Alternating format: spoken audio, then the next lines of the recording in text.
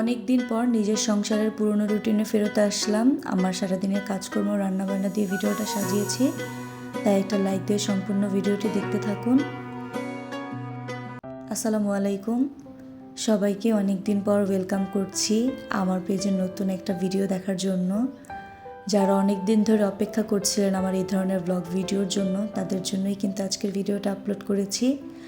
আশা করি অনেক দিন পর হলেও আমার এই ছোট্ট ব্লগটা আজকে আপনাদের কাছে ভালো লাগবে, আর ভালো লাগলে কিন্তু অবশ্যই আমাকে কমেন্টে জানাবেন। যাই হোক, নিজের সংসারে পুরনো রুটিনে কিন্তু আবার ফেরত চলে এসেছি। আর প্রথমেই ঘুম থেকে উঠে আমার প্রথম কাজ যেটা ছিল ঘরগুলোকে গুছিয়ে নেওয়া, তো প্রথমেই কিন্তু আমি বেডগুলোকে গুছিয়ে নিয়েছি। আর পুরনো রুটিনে পুরোপুরি ফেরত আসতে পারবো কি না জানি না, যেহেতু এখন নিজের নতুন আরেকটা পরিচয় হয়েছে এবং আমার সাথে এখন আরও একটা ছোট্ট বুড়ি রয়েছে। তো তাকে নিয়ে ঘরের কাজকর্ম, পুরনো সেই রুটিন সব কিছু একসাথে অ্যাডজাস্ট করে নেওয়া আমার জন্য কিন্তু এখন অনেকটাই কঠিন। তারপরও ফাঁকে ফাঁকে যতটুকু কাজ করি সেটুকুরই ভিডিও করেছি আর আপনাদের সাথে শেয়ার করছি। যাই হোক, ভিডিওতে একটা রুম গুছানোর কাজটা শেয়ার করলেও সবগুলো রুমই কিন্তু এখন গুছিয়ে নিয়েছি। আর এখন চলে আসলাম সকালে নাস্তা বানানোর জন্য। এখন বলতে পারেন একদম দৌড়ের উপরে আমাকে কাজকর্মগুলো করে নিতে হয়। সকালে ওয়াজিহা যতটুকু সময় ঘুমায় তার মধ্যে আমার সকালের নাস্তা রেডি করা, ঘরগুলো গুছানো এবং ওর টুকটাক কিছু কাজ আমার গুছিয়ে রাখতে হয়। ওর বাবা থাকতে থাকতেই আমার সকালের কাজগুলো সেরে ফেলতে হয়, নয়তো সারাদিন তো ওকে রাখার কেউ থাকবে না।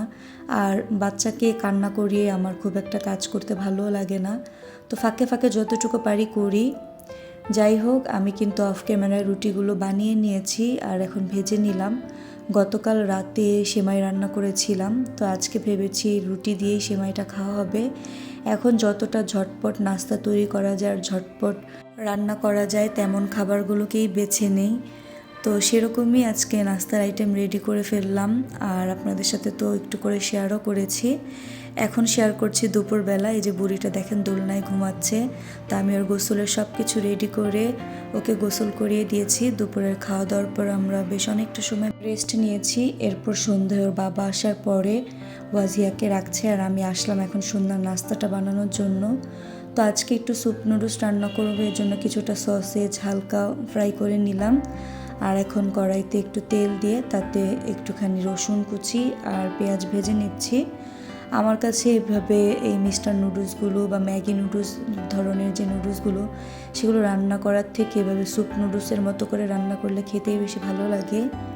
তো যাই হোক, 2টা নুডলসের জন্য 2 মগ পানি দিয়ে দিলাম, আর তাতে মশলাগুলো, তারপর লেমন গ্রাস, এরপর হচ্ছে কিছুটা কাঁচামরিচ দিয়ে দিয়েছি, লবণ, চিলি সস, টমেটো সস সব কিছু দিয়ে এখন একটু নেড়েচেড়ে মিক্স করে নিলাম।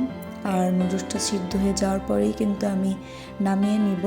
আর এভাবে নুডলসটা রান্না করলে আমার কাছে খেতে কিন্তু খুব ভালো লাগে।